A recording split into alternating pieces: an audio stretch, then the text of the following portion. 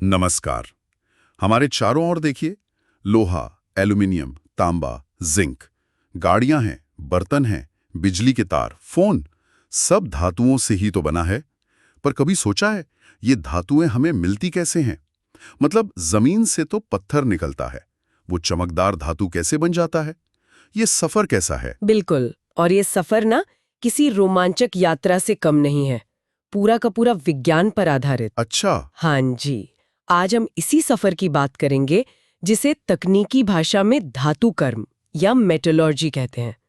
हम समझेंगे कि वो कौन से वैज्ञानिक सिद्धांत हैं, कौन सी प्रक्रियाएं हैं जिनसे हम धातुओं को उनके प्राकृतिक स्रोतों यानी अयस्कों से निकालते हैं। और इसके लिए हम देख रहे हैं रसायन विज्ञान की एनसीईआरटी किताब, अध्याय 6, तत्वों के निष्कर्षण के सिद्धांत एवं प्रक्रम।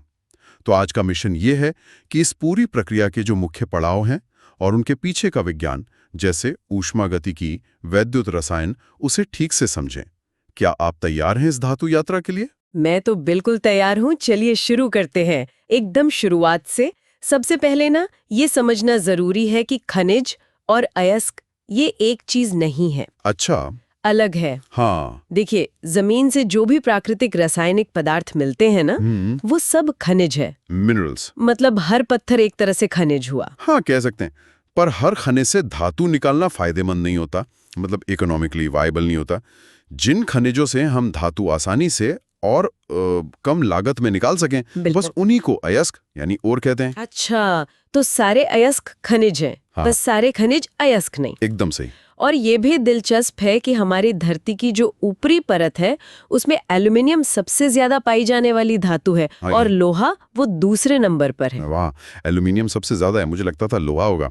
अच्छा, और ये अयस्क जब जमीन से निकलते हैं तो यकीनन अकेले तो नहीं होते होंगे, मिट्टी, रेत, ये सब भी होता होगा। बिल्कुल बिल्कुल। ये जो फालतू की चीजें हैं, रेत, मिट्टी, पत्थर, इन्हें गैंग या अपयस्क कहते हैं। और धातु निकालने की प्रक्रिया का जो पहला और बहुत जरूरी कदम है वो है इस गैंग को हटाना। हटाना क्यों जरूरी है? मतलब साथ में आगे क्यों नहीं ले जा सकते? सोचिए ना, अगर गैंग नहीं हटाएंगे तो आगे पूरी प्रक्रिया में उसे भी साथ ढोना पड़ेगा, उसे भी गर्म करना पड़ेगा, उस पे भी केमिकल लगेंगे। मतलब बेकार में ऊर्जा और पैसा बर्बाद होगा। इसलिए पहला काम अयस्क का सांद्रण, कॉन्सेंट्रेशन, गैंग को हटाना। समझ गया। तो ये गैंग हटाने के मतलब सांद्रण के क्या तरीके हैं? अलग अलग होंगे शायद। हाँ, कई तरीके हैं, और ये इस बात पर निर्भर करते हैं कि अयस्क और गैंग के भौतिक गुणों में क्या अंतर है।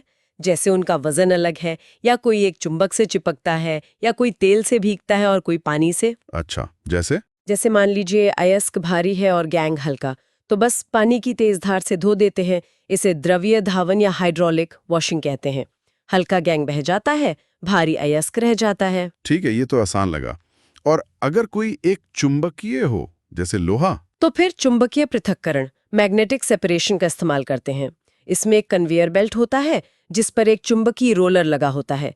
जब अयस्क इस पर से गुजरता है तो चुंबकीय हिस्सा चिपक जाता होगा। हाँ, वो चिपक कर रोलर के पास गिरता है, और जो चुंबकीय नहीं है वो दूर जाकर गिरता है। लौह अयस्कों के लिए ये बहुत आम है। ये दोनों तो सीधे साधे लगे, पर एक तरीका किताब में है फ्रॉथ फ्लोटेशन विधि। ये सुनने में थोड़ा पेचीदा लगता है। हाँ, सुनने में लगता है, पर ये सल्फाइड अयस्कों के लिए, जैसे copper sulphide, zinc sulphide, lead sulphide, इनके लिए बहुत ही कारगर तरीका है। और इसका सिद्धांत बड़ा मजेदार है। मजेदार कैसे? ये इस बात पर आधारित है कि अयस्क के कण तेल से भीगना ज्यादा पसंद करते हैं और गैंग के कण पानी से। बिल्कुल जैसे कुछ लोग चाय पसंद करते हैं और कुछ कॉफी। हाँ, बिल्कुल वैसे। इसमें क्या करते हैं, पिसे हुए अयस्क को पानी में डालते हैं, साथ में थोड़ा सा चीड़ का तेल, पाइन ऑयल या ऐसा ही कोई तेल डालते हैं जिसे संग्राहक, कलेक्टर कहते हैं। ये तेल सल्फाइड अयस्क के कणों से चिपक जाता है। अच्छा, तेल अयस्क से चिपक गया, फिर इसमें जोरों से हवा के बुलबुले फूंकते हैं। अब क्योंकि अयस्क के कण तेल से लिपटे हैं, वो हल्के हो जाते हैं और हवा के बुलबुलों के साथ चिपक कर झाग बनाते हुए ऊपर आ जाते हैं। अरे वाह, जैसे नहाते वक्त साबुन का झाग मैल को ऊपर ले आता है। बिल्कुल। और जो भारी गैंग के कण हैं, वो पानी से भीगे होने के कारण नीचे बैठ जाते हैं। फिर ऊपर से झाग को अलग कर लेते हैं और हमें मिल जाता है सांद्रित अयस्क। ये तो कमाल की तकनीक है। किताब में वो इनोवेटिव वॉशर वुमन वाली कहानी भी थी शायद। हाँ, वो एक दिलचस्प किस्सा है कि कैसे किसी जमाने में कपड़े धोने वाली महिला ने देखा कि भाई तांबे के कण तो साबुन के झाग में फंसकर ऊपर आ जाते हैं। वहीं से ये आइडिया निकला। गजब। अच्छा, कभी-कभी ऐसा भी तो होता होगा कि अयस्क में एक से ज्यादा तरह के सल्फाइड हो, जैसे जिंक और लेड, दोनों के सल्फाइड। बिल्कुल होता है। तब हम एक और केमिकल डालते हैं जिसे अवनमक कहते हैं, डिप्रेसेंट कहते हैं, जैसे सोडियम साइनाइड NaCN।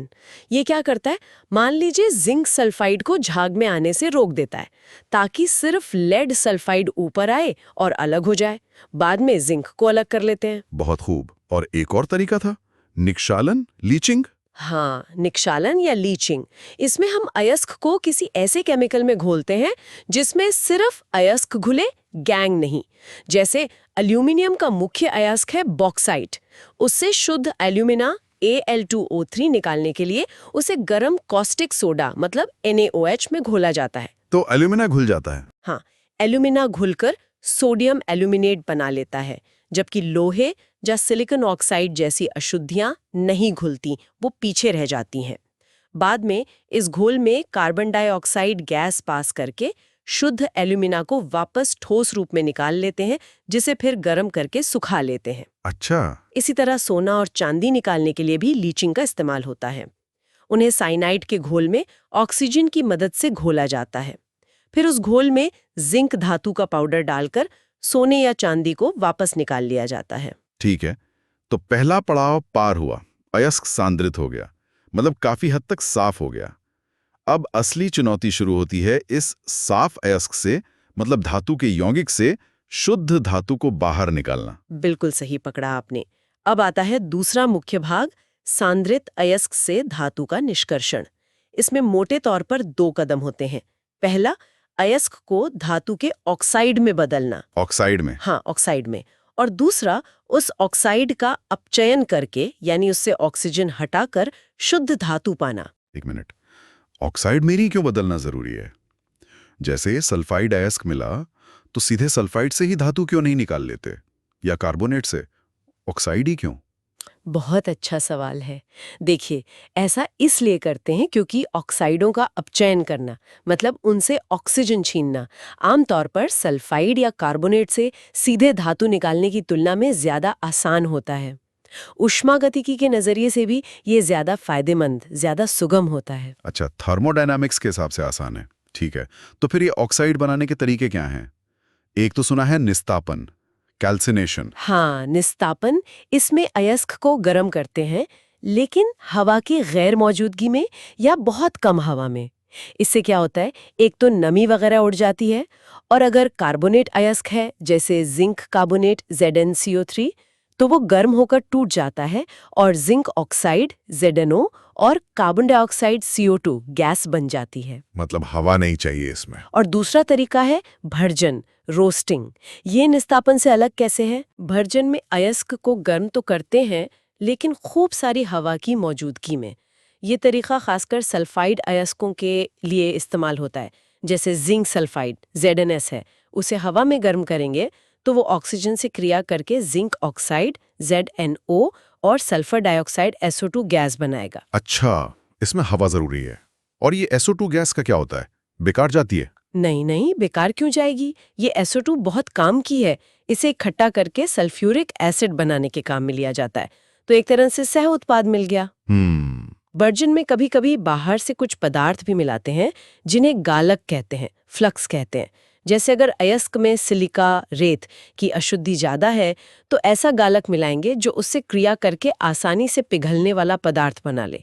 इस पिघले हुए पदार्थ को धातुमल कहते हैं, जो पिघली हुई धातु से हल्का होता है और ऊपर तैरता है, जिसे फिर आसानी से अलग कर लेते हैं। अच्छा, गालक और धातुमल, ठीक है। तो अब हमारे पास धातु का ऑक्साइड आ गया, निस्तापन से या भर्जन से। अब इससे ऑक्सीजन छीननी है, मतलब अपचयन करना है, वो कैसे होगा? हाँ, अब आता है अपचयन का काम। इसके लिए हमें जरूरत पड़ती है किसी अपचायक की, यानी कोई ऐसा पदार्थ जो ऑक्साइड से ऑक्सीजन छीन सके। सबसे आम अपचायक जो इस्तेमाल होते हैं वो है कार्बन, कोक के रूप में, या फिर carbon monoxide CO gas. Carbon या CO? लेकिन ये कैसे तय होता है कि कौन सा अपचायक इस्तेमाल करें और कितना गर्म करना पड़ेगा? यहीं पर ऊष्मागतिकी, थर्मोडायनामिक्स का रोल आता है ना, वो गिब्स ऊर्जा वाली बात। एकदम सही, बिल्कुल सही। कोई भी रासायनिक अभिक्रिया अपने आप होगी या नहीं, ये गिब्स ऊर्जा परिवर्तन, जिसे हम डेल्टा जी कहते हैं, उससे पता चलता है। अगर किसी अभिक्रिया के लिए डेल्टा जी का मान नेगेटिव है, मतलब 0 से कम है, तो समझ लीजिए रिएक्शन को हरी झंडी मिल गई। वो होना चाहेगी, वो संभव है। और डेल्टा जी नेगेटिव कैसे होता है? डेल जी का एक मशहूर समीकरण है, del G is equal to delta H minus T delta S. इसमें डेल्टा एच है एंथैल्पी परिवर्तन, मोटे तौर पर रिएक्शन में निकली या लगी गर्मी, टी है तापमान केल्विन में, और डेल्टा एस है एंट्रोपी परिवर्तन, यानी सिस्टम में अव्यवस्था या रैंडमनेस में बदलाव। अक्सर अपचयन वाली अभिक्रियाओं में एंट्रोपी डेल्टा एस बढ़ती है, क्योंकि गैस बनती है या ठोस से द्रव बनता है।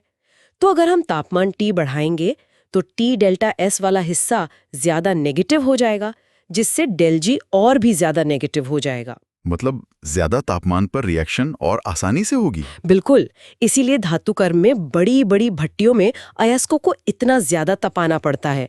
ज्यादा तापमान रिएक्शन को फेवर करता है।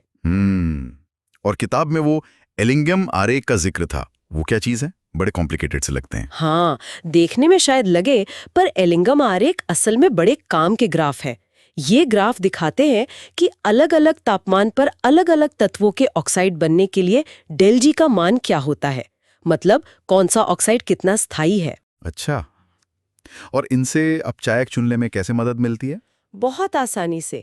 इन ग्राफ्स की सबसे बड़ी खासियत यही है, आप ग्राफ को देखें, जिस तत्व के ऑक्साइड बनने की रेखा लाइन ग्राफ में नीचे है, उसका मतलब है कि उस तापमान पर उसका ऑक्साइड ज्यादा स्थायी है और वो तत्व ज्यादा आसानी से ऑक्सीजन से जुड़ना चाहता है। तो जो रेखा नीचे है, वो अपने से ऊपर वाली रेखा वाले धातु के ऑक्साइड से ऑक्सीजन छीन सकता है। अरे, मतलब नीचे वाली लाइन ऊपर वाली लाइन का अपचयन कर सकती है। सीधी सी बात, जिसका डेल्टा जी ज्यादा नेगेटिव यानी रेखा नीचे, वो ज्यादा ताकतवर अपचायक। तो ये आरेख हमें बताते हैं कि किस धातु ऑक्साइड को अपचित करने के लिए कौन सा अपचायक जैसे कार्बन या CO सही रहेगा और किस तापमान पर वो काम करेगा। ये धातुओं की दुनिया का एक तरह का पावर चार्ट है। कमाल है। हाँ, बस एक बात ध्यान रखनी है, ये आरेख सिर्फ ये बताते हैं कि रिएक्शन संभव है या नहीं, फिजिबिलिटी। ये नहीं बताते कि रिएक्शन कितनी तेजी से होगी, कैनेटिक्स। उसके लिए और चीजें देखनी पड़ती हैं। समझ गया। चलिए, इस ज्ञान को जरा लोहे के निष्कर्षण पर लगाकर देखते हैं। ये तो बहुत जरूरी धातु है। सुना है ये वात्या भट्टी में होता है। हाँ, लोहे का निष्कर्षण मुख्यतः वात्या भट्टी में ही होता है। ये एक बहुत बड़ी चिमनी जैसी भट्टी होती है, कई मंजिला ऊंची। इसमें ऊपर से लौह अयस्क जैसे हेमेटाइट Fe2O3, चूना पत्थर CaCO3 और कोक यानी कार्बन का मिश्रण डालते हैं, और नीचे से बहुत गर्म हवा, हॉट एयर ब्लास्ट, फूंकी जाती है। कोक और चूना पत्थर क्यों? कोक के यहाँ दो मुख्य काम हैं। एक तो वो जलकर भयंकर गर्मी पैदा करता है, भट्टी के निचले हिस्से में तापमान 2000 डिग्री सेल्सियस तक पहुंच जाता है, और जलने से वो कार्बन मोनोऑक्साइड CO गैस भी बनाता है। दूसरा काम है अपचायक का। कोक खुद कार्बन के रूप में और उससे बनी CO गैस दोनों ही आयरन ऑक्साइड Fe2O3 से ऑक्सीजन छीनकर उसे लोहे में बदलने का काम करते हैं। अच्छा, तो भट्टी में अलग अलग जगह अलग अलग तापमान होता होगा और रिएक्शंस भी अलग अलग होती होंगी। बिल्कुल, भट्टी में नीचे से ऊपर जाते हुए तापमान कम होता जाता है। सबसे ज्यादा गर्म निचले हिस्से में लगभग 2000 डिग्री सेल्सियस कोक सीधे आयरन ऑक्साइड को अपचित करता है। थोड़ा ऊपर, जहां तापमान कुछ कम होता है, लगभग 850 डिग्री सेल्सियस से ऊपर, वहां भी कोक ही मुख्य अपचायक है। और ऊपरी कम गर्म हिस्सों में 500-800 degree Celsius carbon monoxide CO iron oxide को अपचित करती है।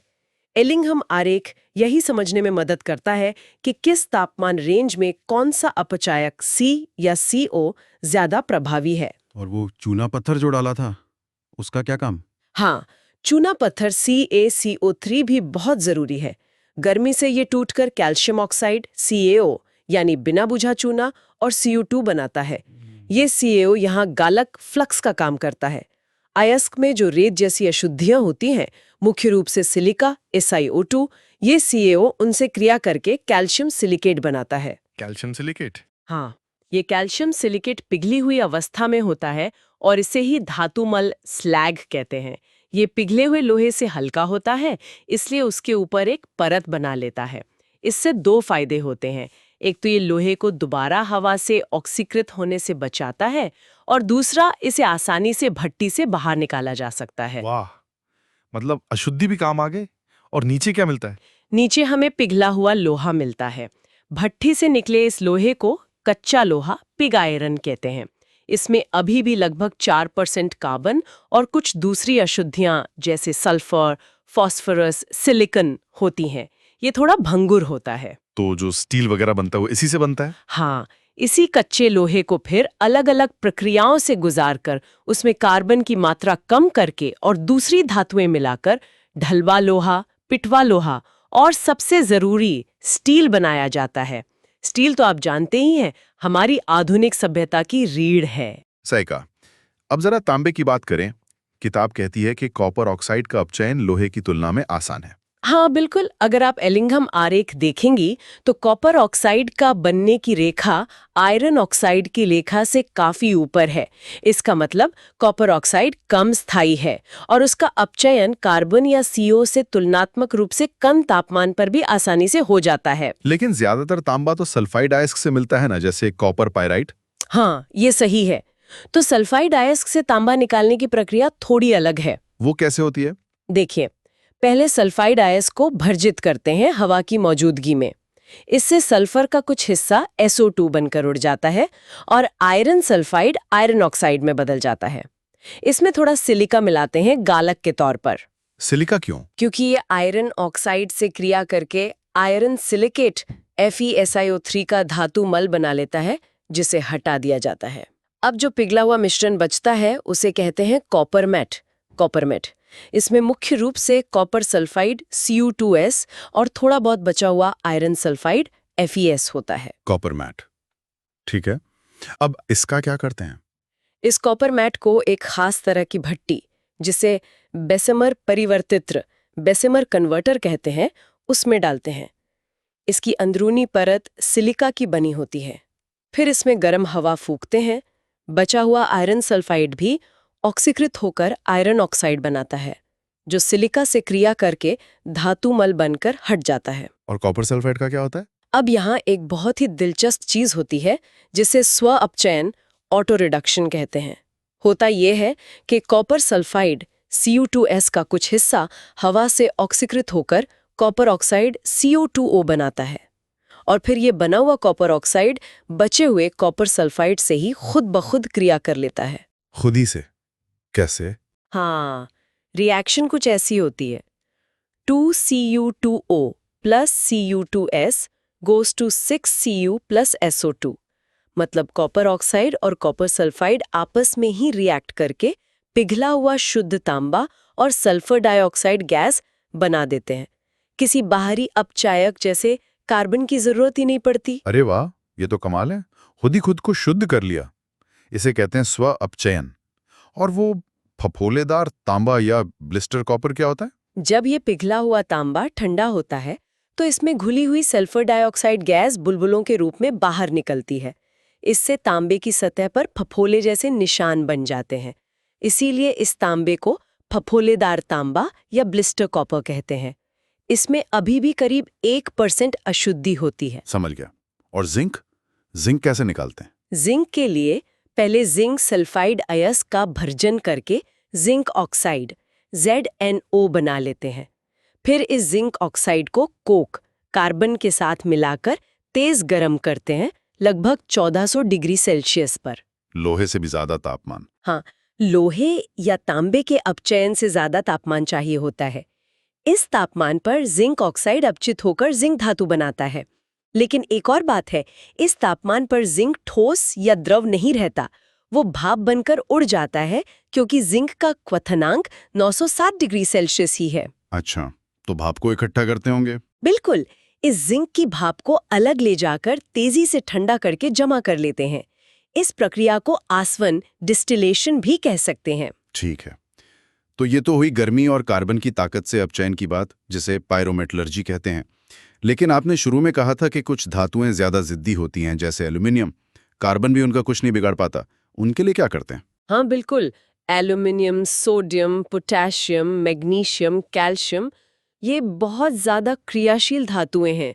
इनके ऑक्साइड इतने ज़्यादा स्थायी होते हैं, एलिंघम आरेख में इनकी रेखाएं बहुत नीचे होती हैं, कि कार्बन या CO जैसे आम अपचायक भी उच्च तापमान पर इनका अपचयन आसानी से नहीं कर पाते। इनके लिए हमें ज़्यादा ताकतवर तरीका अपनाना पड़ता है, और वो है बिजली का। यहीं पर वैद्युत रसायन, इलेक्ट्रोकेमिस्ट्री का रोल आता है। बिजली से अपचयन मतलब वैद्युत अपघटन। एकदम सही, वैद्युत अपघटन। इसमें क्या करते हैं, धातु के पिघले हुए यौगिक, जैसे पिघला हुआ नमक NaCl से सोडियम निकालने के लिए, या फिर किसी उपयुक्त विलायक में बने उसके विलयन में बिजली प्रवाहित करते हैं। तो बिजली क्या करती है? बिजली मतलब बाहरी वोल्टेज, वो जरूरी ऊर्जा देती है जिससे धातु आयन जैसे Na+ इलेक्ट्रॉन ग्रहण करके अपनी धात्विक अवस्था Na में बदल सके। कैथोड नेगेटिव इलेक्ट्रोड पर धातु जमा हो जाती है। याद है वो गिब्स ऊर्जा वाला समीकरण, ΔG degree equals to NE degree F। विद्युत अपघटन में हम बाहर से इतनी ऊर्जा वोल्टेज देते हैं कि ΔG नेगेटिव हो जाए, और जो रिएक्शन अपने आप नहीं हो रही थी वो होने लगे। अच्छा, तो एल्यूमिनियम इसी तरीके से बनता है, वो हॉल हेरोल्ड प्रक्रम। हाँ जी बिल्कुल, एल्यूमिनियम के निष्कर्षण के लिए हॉल हेरोल्ड प्रक्रम ही इस्तेमाल होता है। इसमें शुद्ध एल्यूमिना Al2O3, जो हमने बॉक्साइट से लीचिंग करके प्राप्त किया था, उसे सीधे पिघलाना बहुत मुश्किल है, क्योंकि उसका गलनांक बहुत ज्यादा 2000 डिग्री सेल्सियस से ऊपर होता है। तो क्या करते हैं? उसे पिघले हुए क्रायोलाइट Na3AlF6 में घोल देते हैं।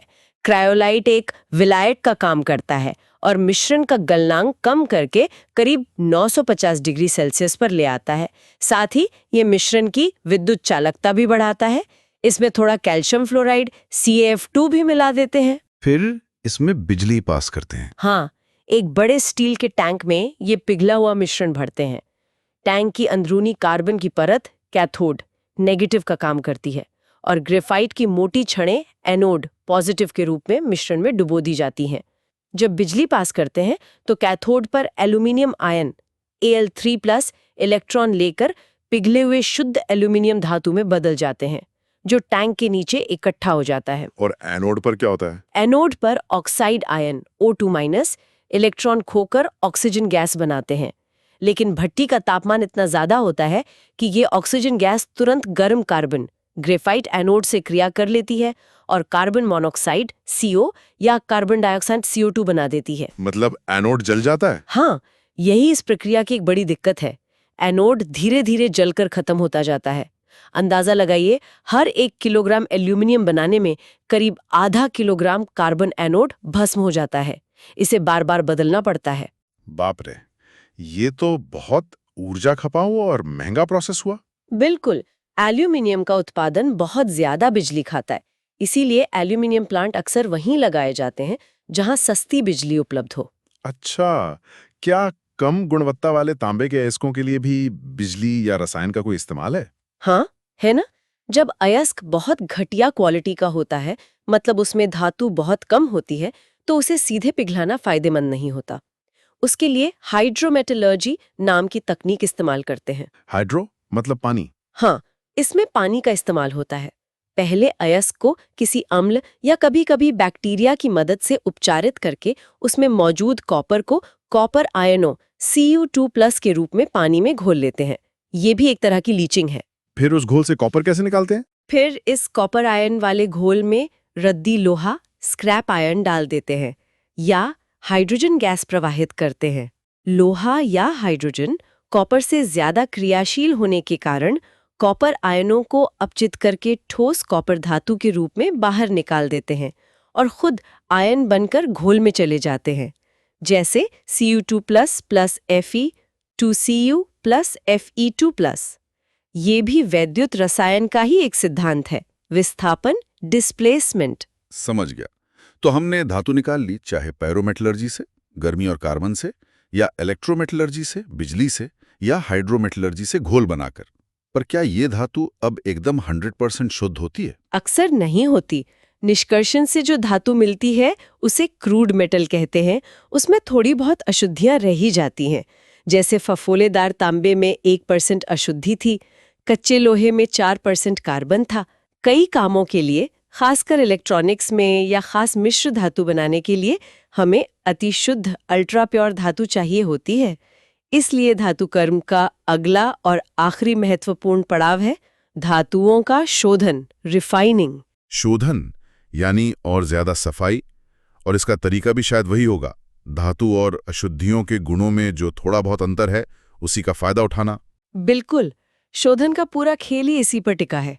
शुद्ध धातु और उसमें मिली अशुद्धियों के बीच भौतिक या रासायनिक गुणों में जो भी बारीक फर्क हैं, जैसे गलनांक, मेल्टिंग पॉइंट, क्वथनांक, बॉइलिंग पॉइंट, किसी विलायक में घुलनशीलता या वैद्युत रासायनिक गुण, उन्हीं फर्कों का इस्तेमाल करके हम परम शुद्धता हासिल करते हैं। अच्छा, तो कौन कौन से मुख्य तरीके हैं शोधन के? कई तरीके हैं जो धातु और अशुद्धि की प्रकृति पर निर्भर करते हैं, पर कुछ प्रमुख तरीकों की बात कर लेते हैं। सबसे आम और महत्वपूर्ण तरीकों में से एक है वैद्युतअपघटनी शोधन, इलेक्ट्रोलिटिक रिफाइनिंग। ये खासकर कॉपर, जिंक, निकेल, लेड जैसी कई धातुओं के शोधन के लिए इस्तेमाल होता है। ये विद्युत अपघटन जैसा ही है? हाँ, सिद्धांत वही है, पर यहाँ उद्देश्य अलग है। इसमें हम अशुद्ध धातु की एक मोटी प्लेट या छड़ को एनोड बनाते हैं। उसी धातु की एक बहुत पतली, एकदम शुद्ध शीट को कैथोड बनाते हैं, और इन दोनों को उसी धातु के किसी लवण के अम्लीय विलयन इलेक्ट्रोलाइट में डुबोकर बिजली प्रवाहित करते हैं। तो क्या होता है? होता यह है कि एनोड से शुद्ध धातु जैसे कॉपर आयन Cu2+ बनकर घोल में घुलती जाती है, और घोल में से ये शुद्ध धातु आयन कैथोड पर जाकर इलेक्ट्रॉन लेते हैं और शुद्ध धातु Cu के रूप में कैथोड पर जमा होते जाते हैं। धीरे धीरे कैथोड मोटा होता जाता है और एनोड पतला होकर खत्म हो जाता है। और जो अशुद्धियां थी एनोड में, उनका क्या हुआ? यही मजा है। जो ज्यादा क्रियाशील धातुएं अशुद्धि के रूप में थी, जैसे अगर कॉपर का शोधन कर रहे हैं तो उसमें मिली जिंक, लोहा, निकल जैसी अशुद्धियां, वो भी एनोड से घुलकर आयन बनकर घोल में चली जाती हैं, पर कैथोड पर जमा नहीं हो पाती, क्योंकि कॉपर की तुलना में उनका अपचयन मुश्किल है। और जो कम क्रियाशील लेकिन अक्सर कीमती धातुएं अशुद्धि के रूप में होती हैं, जैसे सोना, चांदी, प्लैटिनम, सेलेनियम, टेल्यूरियम, वो एनोड से घुलती नहीं है और नीचे कीचड़ के रूप में जमा हो जाती हैं। इस कीचड़ को कहते हैं एनोड मड। Anode mud. और ये कीमती होता है? बहुत कीमती। इसमें सोना, चांदी, प्लैटिनम जैसी धातुएं होती हैं। तो वैद्युत अपघटनी शोधन से न सिर्फ हमें शुद्ध कॉपर मिलता है, बल्कि इन कीमती धातुओं की रिकवरी भी हो जाती है। एक पंथ दो काज। वाह, ये तो सच में कचरे से सोना निकालने वाली बात होगी। और कोई खास तरीका है शोधन का? एक और बहुत ही अनूठा और कारगर तरीका है जोन रिफाइनिंग। ये तरीका इस सिद्धांत पर काम करता है कि ज्यादातर अशुद्धियां धातु की ठोस अवस्था की तुलना में उसकी पिघली हुई अवस्था में ज्यादा घुलनशील होती हैं। अच्छा, तो इसका फायदा कैसे उठाते हैं? इसमें अशुद्ध धातु की एक छड़ लेते हैं, इसके एक सिरे पर एक सर्कुलर हीटर लगाते हैं जो उस छोटे से हिस्से को पिघला देता है। फिर इस हीटर को और इस पिघले हुए जोन को बहुत धीरे धीरे छड़ की लंबाई के साथ आगे बढ़ाते हैं। तो जैसे जैसे हीटर आगे बढ़ेगा, वैसे वैसे उसके पीछे वाला पिघला हुआ हिस्सा ठंडा होकर जमता जाएगा। और क्योंकि शुद्ध धातु पहले जमती है, तो अशुद्धियां पिघले हुए जोन में ही रहना पसंद करती हैं। तो होता यह है कि जैसे जैसे पिघला हुआ जोन आगे बढ़ता है, वो अपने साथ अशुद्धियों को भी आगे लेता जाता है और पीछे शुद्ध धातु जमती जाती है। अरे, ये तो वैसा ही हुआ जैसे हम फर्श पर धीरे धीरे झाड़ू लगाकर सारा कूड़ा एक कोने में इकट्ठा कर देते हैं। हाँ, बिल्कुल सही उपमा दिया आपने, एकदम वैसा ही। हीटर जब छड़ के दूसरे सिरे तक पहुंचता है, तो सारी अशुद्धियां उस आखिरी पिघले हुए जोन में जमा हो जाती हैं। फिर उस सिरे को काटकर अलग कर देते हैं। इस प्रक्रिया को कई बार दोहराकर बहुत ही ज्यादा शुद्ध धातु प्राप्त की जा सकती है। कमाल है। ये तरीका किन धातुओं के लिए इस्तेमाल होता है? ये तरीका खास तौर पर अर्धचालकों यानी सेमीकंडक्टर्स जैसे जर्मेनियम, सिलिकॉन, गैलियम, इंडियम और बोरॉन को परम शुद्ध बनाने के लिए वरदान है, क्योंकि सेमीकंडक्टर बनाने के लिए धातु का अत्यधिक शुद्ध होना बहुत जरूरी है। जरा सी अशुद्धि भी उनके इलेक्ट्रॉनिक गुणों को बिगाड़ सकती है। समझ गया। इनके अलावा भी कुछ और तरीके हैं क्या शोधन के, संक्षेप में? हाँ, कुछ और तरीके भी हैं जो खास गुणों पर आधारित है, जैसे आसवन डिस्टिलेशन। ये उन धातुओं के लिए है जिनका क्वथनांक कम होता है, जैसे जिंक, जेनन और पारा Hg। अशुद्ध धातु को गर्म करके उसकी भाप बनाते हैं, जिसे फिर ठंडा करके शुद्ध धातु जमा कर लेते हैं। ज्यादा क्वथनांक वाली अशुद्धियां पीछे रह जाती हैं। द्रव गलन परिष्करण लिक्वेशन, ये उन धातुओं के लिए है जिनका गलनांक कम होता है, जैसे टिन Sn। अशुद्ध धातु को एक ढलान वाली सतह पर रखकर धीरे धीरे गर्म करते हैं। शुद्ध धातु जिसका गलनांक कम है वो पिघलकर नीचे बह जाती है, जबकि ज्यादा गलनांक वाली अशुद्धियां ठोस रूप में पीछे रह जाती हैं। अच्छा। से पदार्थ रिएजेंट से कराते हैं जो सिर्फ धातु के साथ क्रिया करके एक उड़नशील यौगिक बना लें। इस वाष्पशील यौगिक को गैसीय अवस्था में अलग कर लेते हैं, फिर इसे कहीं और ले जाकर ज्यादा तापमान पर गर्म करके विघटित डिकम्पोज कर देते हैं, जिससे शुद्ध धातु वापस मिल जाती है और गैसीय अभिकर्मक अलग हो जाता है। इसकी कोई उदाहरण है? हाँ, इसके 2 प्रसिद्ध उदाहरण हैं। एक है निकिल के शोधन के लिए मॉन्ड प्रक्रम। इसमें अशुद्ध निकिल की क्रिया कार्बन मोनोऑक्साइड से कराते हैं, जिससे वाष्पशील निकल टेट्राकार्बोनिल NiCO4 बनता है। इसे अलग ले जाकर ज्यादा गर्म करते हैं तो ये टूटकर शुद्ध निकल और CO गैस दे देता है। दूसरा है जिरकोनियम ZR और टाइटेनियम Ti के शोधन के लिए वॉन आर्कल विधि। इसमें अशुद्ध धातु की क्रिया आयोडीन से करा के वाष्पशीय आयोडाइड जैसे ZrI4 बनाते हैं, जिसे फिर एक बहुत गर्म टंगस्टन फिलामेंट पर विघटित करके शुद्ध धातु प्राप्त कर लेते हैं। बहुत बढ़िया। और एक क्रोमेटोग्राफी का भी जिक्र था। हाँ, वर्ण लेखी विधियां क्रोमेटोग्राफिक मेथड्स भी शोधन में काम आती हैं, खासकर जब तत्व बहुत कम मात्रा में हो या जब अशुद्धियां और शुद्ध तत्व के रासायनिक गुण बहुत मिलते जुलते हों। इसका मूल सिद्धांत है अधिशोषण में अंतर। एक स्थिर प्रवस्था जैसे एल्यूमिना या सिलिका जेल का कॉलम होता है, और एक गतिशील प्रवस्था जिसमें मिश्रण घुला होता है। जब गतिशील प्रवस्था स्थिर प्रवस्था पर से गुजरती है तो मिश्रण के अलग अलग घटक अपनी अधिशोषण क्षमता के अनुसार अलग अलग गति से आगे बढ़ते हैं और अलग हो जाते हैं। यह बहुत ही संवेदनशील तकनीक है। ठीक है, तो ये हुई पूरी यात्रा पत्थर से अयस्क, अयस्क को साफ करना सांद्रण, सांद्रित अयस्क से धातु निकालना अपचयन या विद्युत अपघटन द्वारा, और फिर उस धातु को और भी शुद्ध करना शोधन। वाकई एक लंबा और कितना वैज्ञानिक सफर है ये। बिल्कुल, हर कदम पर विज्ञान और इंजीनियरिंग का कमाल है। किताब में आखिरी में कुछ मुख्य धातुओं के उपयोग भी बताए गए हैं, जरा उन पर भी एक नजर डाल लें। हाँ, जरूर। संक्षेप में देख लेते हैं। एल्यूमिनियम, ये हल्का, मजबूत और जंगरोधी होता है, इसलिए हवाई जहाज और गाड़ियों के पुर्जे बनाने में। बिजली के तार, हालांकि कॉपर से कम चालक है पर हल्का है, बर्तन, खिड़की दरवाजे के फ्रेम और चॉकलेट वगैरह लपेटने के लिए फॉयल रैपर बनाने में काम आता है। पेंट में भी इस्तेमाल होता है। कॉपर, तांबा, बिजली का बहुत अच्छा सुचालक है, इसलिए बिजली के तार बनाने में इसका सबसे ज्यादा उपयोग होता है। पानी और भाप के पाइप बनाने में भी काम आता है। और हाँ, कई महत्वपूर्ण मिश्र धातुएं, एलॉयज जैसे पीतल, ब्रास, कॉपर और जिंक, कांसा, ब्रॉन्ज, कॉपर और टिन, और मुद्रा मिश्र धातु कॉइनेज अलॉय सिक्के बनाने के लिए इसी से बनती हैं। जिंक, जस्ता, इसका सबसे बड़ा उपयोग लोहे तो जंग से बचाने के लिए उसके ऊपर परत चढ़ाने में होता है, जिसे गैल्वेनीकरण कहते हैं। ड्राई सेल बैटरी बनाने में, डाई कास्टिंग में और पीतल, जर्मन सिल्वर जैसी मिश्र धातुओं में भी ये होता है। लोहा, आयरन, ये तो सबसे ज्यादा इस्तेमाल होने वाले धातु है, खासकर स्टील के रूप में। डलवा लोहे से स्टोव, पाइप, रेडिएटर बनते हैं। पिटवा लोहा थोड़ा नरम होता है, उससे लंगर, तार, बोल्ट बनते हैं। और स्टील, उसके तो अनगिनत उपयोग हैं। इमारतों के ढांचे, पुल, रेल की पटरियां, गाड़ियां, मशीनें, औजार, बर्तन, सब कुछ। इसमें दूसरी धातुएं जैसे निकल, क्रोमियम, मैंगनीज मिलाकर खास गुणों वाले मिश्र धातु इस्पात, एलॉय स्टील्स भी बनाए जाते हैं, जैसे स्टेनलेस स्टील। तो ये थी अयस्क से लेकर शुद्ध उपयोगी धातु तक की पूरी कहानी।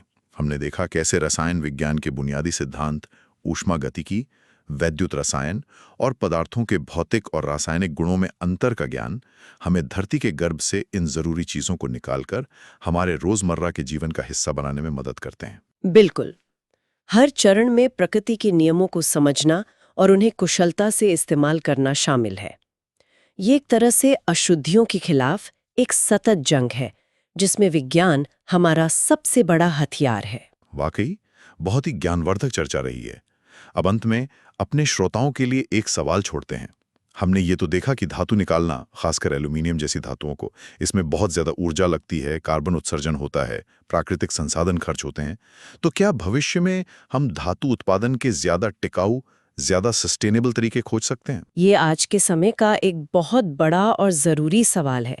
क्या हम इन्हीं बुनियादी सिद्धांतों, ऊष्मागतिकी, विद्युत रसायन का ही इस्तेमाल करते रहेंगे, लेकिन शायद ऊर्जा के स्वच्छ स्रोतों जैसे सौर ऊर्जा, हाइड्रोजन और ज्यादा पर्यावरण अनुकूल अभिकर्मकों के साथ, या फिर हमें धातु पाने के या शायद उनके पुनर्चक्रण यानी रिसाइकलिंग के बिल्कुल नए और क्रांतिकारी रास्ते खोजने होंगे? सोचने वाली बात है, क्योंकि हमारी आधुनिक दुनिया का पहिया तो इन्हीं धातुओं पर टिका है। इसी विचार के साथ आज की ये गहन चर्चा यहीं समाप्त करते हैं। धन्यवाद। धन्यवाद।